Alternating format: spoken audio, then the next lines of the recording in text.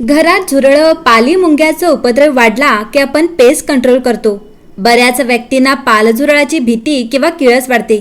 पण खरं तर घरात पाल येणं ही खूप सामान्य गोष्ट आहे. पण आपल्याकडे घरात पाल येण्याचा संबंध भविष्यातील शुभ किंवा अशुभ घटनांशी जोडला जातो. घरात पाल येणं हे एक विशिष्ट गोष्टीचे संकेत मानले जातात. वास्तुशास्त्रात पालीच्या संदर्भात काही शुभ आणि अशुभ गोष्टींचा उल्लेख करण्यात आला आहे.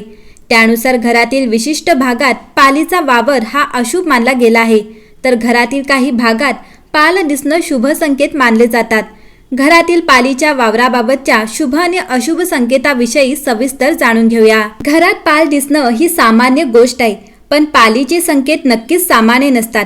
पालीचं घरात येणं, एखाद्या विशिष्ट जागी पाल दिसणं किंवा पाल वारंवार पडणं हे एक विशेष संकेत मानले जातात. ज्योतिषशास्त्र, शकुनशास्त्र आणि वास्तुशास्त्रात या संकेताविषयी सांगितलं गेलं आहे. मनात शंकेची पाल चुकचुकणे हा वाक्प्रचार आपण बालपणापासून ऐकत आलो आहोत. पण पालीचे प्रत्यक्ष चुकचुकणे, कानावर पडणे शुभ मानले जाते आणि शिवाय तर घरात लक्ष्मीचे आगमन होणार आहे असेही मानले जाते. छताला चिकटून बसलेली पाल चुकून आपल्या अंगावर पडली तर तिचे आपल्या उजव्या बाजूला पडणे शुभ, तर डाव्या बाजूला पडणे अशुभ मानले जाते.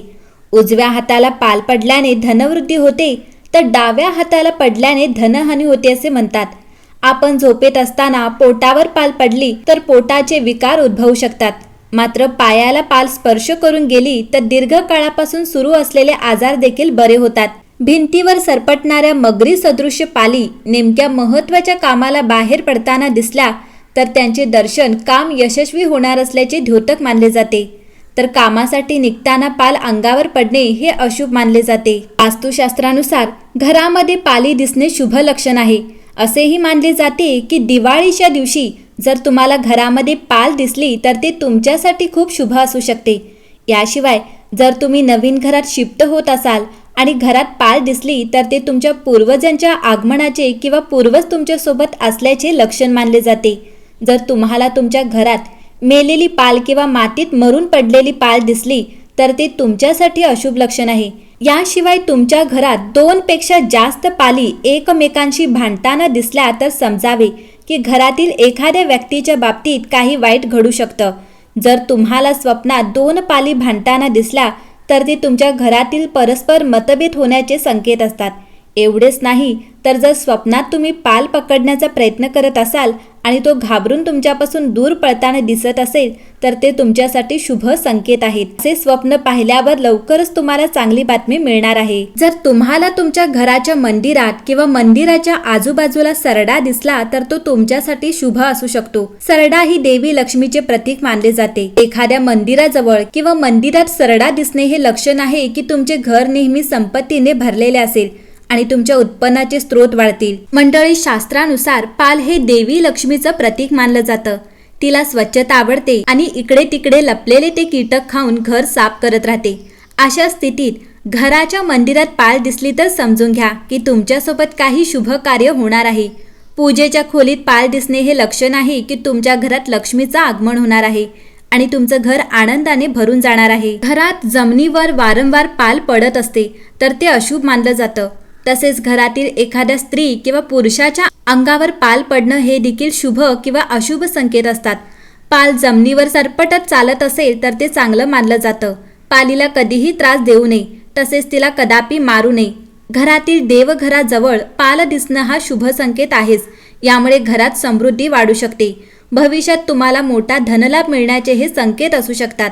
जर शुक्रवारी देवघरात किंवा देवघराजवळ पाल दिसली तर लक्ष्मी मातेची तुमच्यावर कृपा आहे असं समजावं. मंडळी, घरामध्ये काळ्या रंगाची पाल दिसणं अशुभ मानलं जातं. धनहानी होणं किंवा एखादी समस्या निर्माण होण्याचे हे संकेत असू शकतात. पाल हे लक्ष्मी मातेचं प्रतीक मानले जातं, पण काळ्या रंगाची पाल ही अलक्ष्मी मानली जाते. त्यामुळे देवघराजवळ काळी पाल दिसणं अशुभ मानलं जातं. जर पाल आवाज करताना दिसली तर आपल्याला आपला एखादा जुना मित्र भेटू शकतो. सहवासानंतर पाल विभक्त होताना दिसली तर प्रिय व्यक्तीपासून विभक्त होण्याचे दुःख तुम्हाला सहन करावे लागेल. पाल भांडताना दिसली तर ओळखीच्या व्यक्तीशी भांडण होण्याचीही शक्यता असते. शकुनशास्त्रानुसार समजा तुम्हाला दिवसा जेवताना जर पाल चुकचुकण्याचा आवाज ऐकू आला तर लवकरच तुम्हाला काही शुभ वार्ता मिळू शकते, तर शुभ घटनाही घडू शकतात.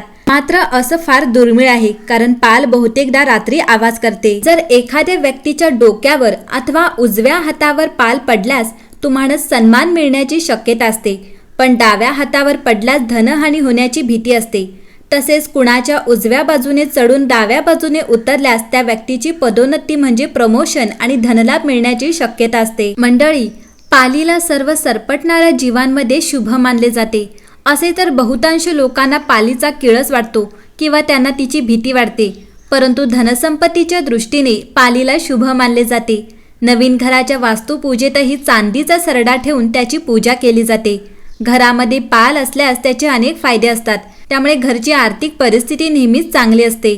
घरातील लोकांमध्येही प्रेम कायम राहते. मंडळी, ज्योतिषशास्त्रानुसार दिवाळीमध्ये पाल दिसणे हे चांगले आणि शुभ मानले जाते. तुम्हाला तुमच्या घराच्या भिंतीवर दररोज पाली दिसतील, पण धनत्रयोदशी ते भाऊबीज या 5 दिवसात ते अदृश्य राहतात, ते दिसत नाहीत. पण धनत्रयोदशी किंवा दिवाळीच्या रात्री घरात पाल दिसली तर ते महालक्ष्मीच्या आगमनाचे लक्षण मानले जाते. दिवाळीत पाल दिसल्याने तुम्हाला वर्षभर पैशांशी संबंधित समस्यांपासून आराम मिळेल आणि आयुष्यातील प्रत्येक समस्या दूर होण्यास सुरुवात होईल. जेव्हा तुमच्या घरातील भिंतीवर पाल दिसेल तेव्हा लगेचच मंदिरात ठेवलेला हळद तांदूळ आणा आणि ओम महालक्ष्मी नमः म्हणत दूरूनच पालीवर शिंपडा. हे करत असताना तुमच्या मनातील कोणतीही इच्छा सांगा आणि ती पूर्ण व्हावी अशी इच्छा ठेवा. असे मानले जाते की पाल एक पूजनीय प्राणी आहे आणि त्याची पूजा केल्याने पैशाशी संबंधित समस्या दूर होतात. पालीच्या पूजेनंतर अर्पण केलेले कुंकू आणि तांदूळ एका लाल कपड्यात घालून 3 गाठी बांधून आपल्या तिजोरीत ठेवा. पुष्य नक्षत्र आल्यावर त्यांची अगरबत्तीने पूजा करा. असे केल्याने तुम्ही महालक्ष्मीला प्रसन्न कराल आणि त्यांचा आशीर्वाद तुमच्यावर कायम राहील. दिवाळीच्या दिवशी पाल दिसली तर दिवाळीच्या दिवशी चुकूनही घराबाहेर काढू नये.